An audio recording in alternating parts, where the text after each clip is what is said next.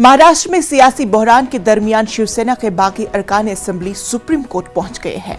Supreme court से appeal की गई है कि कानून साज असेंबली के डिप्टी स्पीकर को अरकान असेंबली के खिलाफ नाअहली की कार्रवाई करने से रोका जाए।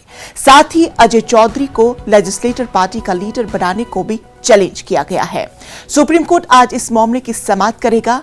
जस्टिस सूर्यकांत और जस्टिस जेबी पारदीवाले की बेंच इस मामले की समाअत करेगी।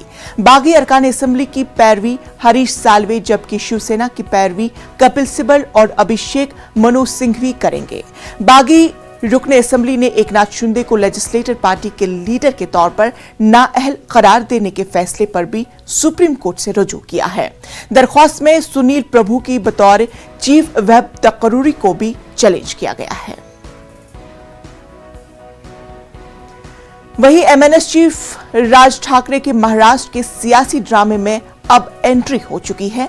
बागियों के सरबराह एकनाथ शिंदे ने उनसे फोन पर बातचीत की। शिंदे ने एमएनएस सरबराह से बातचीत के दौरान उनकी सेहत के बारे में दरियाफ्त किया है। राज ठाकरे अपने कोहले की सर्जरी से रिकवर हो रहे हैं। हाल ही में वो ऑपरेशन के बाद घर वापस आए हैं। ताहम ऐसा इम्कान जाहिर किया जा रहा है कि दोनों के दरमियान सियासी मामलात पर बातचीत हुई है। हालिया दिनों में राज ठाकरे की जानिब से एमवीए हुकूमत के खिलाफ जबरदस्त बयानबाजी देखी गई है। शिवसेना के हिंदुत्व को लेकर भी राज ठाकरे सवाल उठा चुके हैं।